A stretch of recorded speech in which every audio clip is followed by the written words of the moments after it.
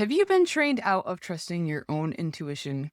And do you seem to need a million life lessons thrown at you to finally get the fucking point? Because apparently I needed a golf course detour, a runaway golf cart, and a delayed flight before I finally realized that I kept trusting everyone else's shortcut over my own direction. Welcome to the weekly recharge newsletter, the part of the Hustle Rebels where I take something oddly specific from my own life, pull out the bigger life lesson, and figure out what the hell the rest of us can learn from it. If you enjoy going through my questionable decisions, like, subscribe, and share this with someone else who could use the reminder. It helps keep these episodes coming, and it also makes my detours slightly more productive. So last week, I told you about the strange amount of attention I wanted from the host of the event that I was attending. It certainly wasn't romantic, and I also wasn't looking for his validation or approval either. That's what made the whole thing so fucking weird. I managed to pull my attention back instead of spending the entire event monitoring whether I had his attention, which is what I had talked about last week, but that only addressed what I was doing. It didn't explain why I was doing it. And in true Renee fashion, I couldn't leave that question alone. I kept picking apart what was happening in my brain, what my nervous system might have been responding to, and what my own behavior was trying to show me. And then a pattern started to emerge. Apparently, one example wasn't enough, so I needed 3. And I'll break it down for you. And by the end of it, maybe you'll be able to relate too. So we'll start with shortcut number 1, the golf course. My roommate for the weekend and I were walking from the villas to the resort when she said she knew a shorter route through the golf course. Less walking, more importantly, less sweating. So I was in. And if you've ever been to Puerto Rico in August, you know that the humidity isn't just high, it's heavy. I felt like the entire ocean was pouring out of my pores. We eventually came to a fork in the road and we ended up taking a right. After a little bit, I said, I think we should go back to that road, because this doesn't look right. But my roomie felt like we should keep going.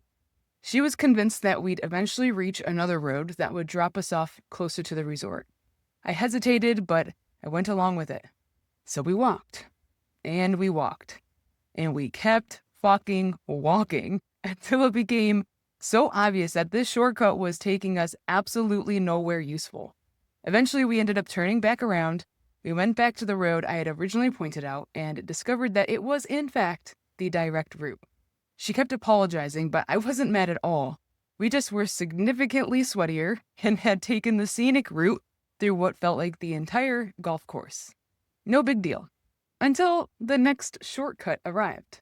So shortcut number 2, the golf cart of doom.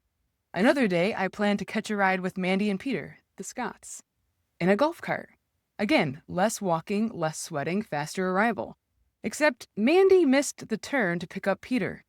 We tried to turn around, but the golf cart stalled, and suddenly we're rolling backwards down a hill with brakes that didn't work for shit. And for some reason, I stuck my leg out. I'm not sure exactly what I thought I was accomplishing. Maybe I planned to stop the entire golf cart with one limb. Maybe I was attempting to amputate the inconvenience away. I'm not quite sure, but thankfully we ended up stopping eventually. But now we were farther along from where we needed to be, stranded with a broken golf cart and surrounded by hills at this point, so I got out and walked more than a mile and a half anyway. My faster, sweat-free route had once again made the journey longer. At this point, you'd think that I would have gotten the message, but no. My brain apparently needed the deluxe package. So, shortcut number 3, my flight home. So on my flight home, the third shortcut showed up. Something involving the long-distance radio system needed for the shortest flight path wasn't working. Never heard of that in my life, and I literally have been traveling a ton lately. And apparently without it, we had to take a different route, one that would add more than 30 minutes to the flight and require more fuel. The only problem is that they didn't know what that route was yet. So we sat on the plane while they figured out where we were going and then added enough fuel to get us there. 3 different situations, 3 supposedly faster routes, and 3 detours that took me farther away or required more fuel. Subtle, right? But then it finally clicked. I hadn't wanted the host's attention because I needed him to validate me. I wanted access. Somewhere underneath the surface, I thought that if I could get close enough to him, he might see the value in me in my business, and if he saw it, maybe his connections could become my connections. Maybe one relationship with the right person could open the doors that would otherwise take years to reach on my own. A good old-fashioned rubbing shoulders with the big guys shortcut. That was the connection between the host, the golf course, the golf cart, and the flight. In every situation, something outside of me appeared to offer a faster route to where I wanted to go. But every time, that shortcut became a longer detour. And here's what I've been learning over the last few years. We have been trained to not trust ourselves. There's nothing wrong with accepting help, building relationships, or knowing people that can open doors. But none of those things can replace your own intuition, talents, and value. We've been trained to trust the person who seems more certain, the person with the map, the person with the golf cart, the person with connections. Meanwhile, we question that quiet voice inside that's saying, I don't think this is my road. I see this constantly during someone's first brainspotting session. They'll ask things like, am I doing this right? What if I'm doing this wrong? Can you give me the answers? They're so used to looking outside of themselves for the correct answer that trusting what comes up inside of them feels uncomfortable. But there's no perfect answer that they're supposed to produce. Part of the work is learning that their own brain and body can lead the way. And maybe that was the lesson I kept being shown all weekend. The shortest path isn't always through the person who seems to know more, or have more, or even hold the connections that you want. Sometimes it's trusting what you already know, using what you already have, and continuing to walk your own damn road. So this week's practice is going to be looking inward. Think about an area of your life where you've been looking outside yourself for the right direction. Then I want you to ask yourself, what did I already know before I started second-guessing myself? Am I accepting support, or am I handing someone else the wheel? Do I actually want this path, or does it just look faster? What would I choose if I trusted myself to figure it out?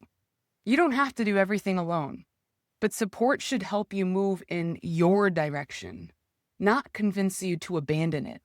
Because sometimes the shortcut isn't shorter. It just belongs to someone else, and that's okay too.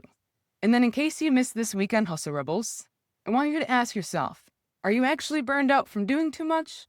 Or are you exhausted from trying to keep everyone around you happy?